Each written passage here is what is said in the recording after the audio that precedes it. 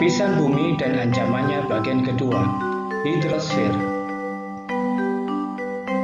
Hidrosfer berasal dari kata hidros yang berarti air dan sfer yang berarti daerah atau bulatan. Hidrosfer adalah keseluruhan sistem air di bumi yang meliputi lautan, perairan daratan, air tanah, es, salju, dan air yang ada di atmosfer. Hampir 3/4 bumi tertutup oleh air. Jumlah total air di bumi termasuk cairan, gas, dan es sekitar 336 juta mil kubik atau sekitar 1,4 miliar kilometer kubik, dan sebanyak 97,2% berada di samudera. Gejala air yang tersebar di permukaan bumi disebut hidrosfer. Hidrosfer di bumi mengalami siklus, sehingga jumlahnya selalu tetap. Air di alam terbagi menjadi 3, yaitu 1.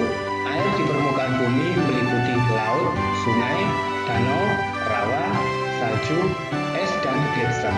2. Air di udara meliputi uap air, kabut, dan awan. 3. Air di dalam tanah meliputi air tanah, air kapiler, geyser, dan artesis. Anak-anakku, perhatikan tabel berikut tentang persebaran perkiraan persediaan air di bumi. Seperti yang telah disampaikan pada tayangan sebelumnya, bahwa jumlah air di bumi selalu tetap karena mengalami siklus yang disebut dengan siklus hidrologi. Siklus hidrologi adalah suatu proses peredaran atau daur ulang air yang terjadi secara berurutan dan terus-menerus. Siklus hidrologi dibedakan menjadi 3, yaitu siklus pendek, siklus sedang, dan siklus panjang.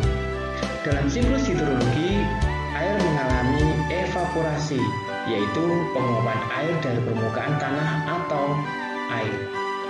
Transpirasi, yaitu penguapan air dari makhluk hidup. Evapotranspirasi, yaitu proses gabungan antara evaporasi dan transpirasi. Kondensasi, yaitu proses pengembunan uap air dalam bentuk awan. Presipitasi, yaitu proses awan berubah menjadi curah hujan. Adveksi, yaitu pergerakan uap air ke tempat yang lain disebabkan oleh perbedaan tekanan udara. Sublimasi, yaitu pengkristalan uap air menjadi kristal es. Infiltrasi, yaitu curah hujan yang mengalir ke dalam celah tanah. Perkolasi, yaitu air yang berlanjut mengalir ke dalam tanah dan menjadi air tanah karena gaya gravitasi. Runoff, yaitu curah hujan yang mengalir di permukaan tanah. Siklus pendek merupakan suatu proses peredaran air dengan jangka waktu yang relatif cepat. Proses ini biasanya terjadi di laut. Air laut mengalami evaporasi atau penguapan karena adanya panas dari sinar matahari.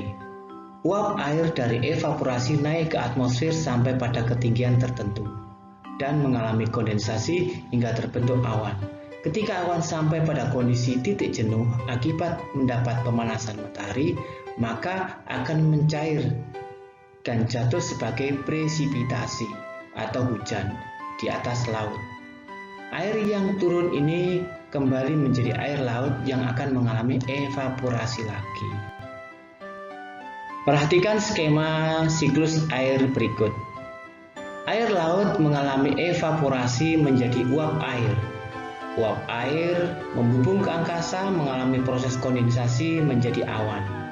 Awan mengalami presipitasi menjadi titik-titik air yang jatuh ke laut.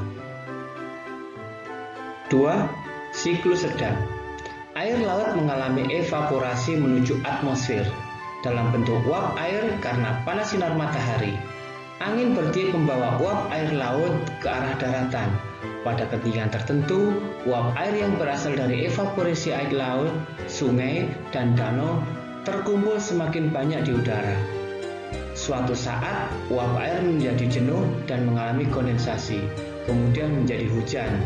Air hujan jatuh di daratan, selanjutnya mengalir ke parit, selokan, sungai, danau, dan menuju ke laut lagi.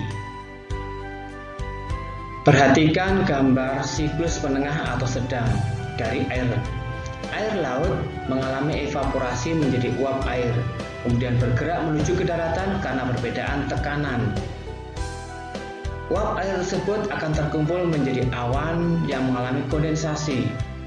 Terjadilah presipitasi yaitu titik-titik air yang jatuh di atas permukaan tanah. Sebagian dari air akan masuk ke dalam tanah mengalami proses infiltrasi, dan sebagian akan bergerak di atas permukaan tanah mengalir menuju ke laut. Siklus panjang. Panas matahari menyebabkan evaporasi air laut. Angin membawa uap air laut ke arah daratan dan bergabung bersama dengan uap air yang berasal dari danau, sungai, dan tubuh perairan lainnya, serta hasil transpirasi dari tumbuh-tumbuhan. Uap air ini berubah menjadi awan dan turun sebagai salju di puncak pegunungan ataupun presipitasi atau hujan. Air hujan yang jatuh sebagian diserap oleh tumbuhan, setelah sebagian lagi mengalir di permukaan tanah atau runoff menuju ke parit, selokan, sungai, danau, dan selanjutnya ke laut. Siklus panjang merupakan siklus yang berlangsung paling lama dan prosesnya paling lengkap. Perhatikan skema siklus panjang berikut.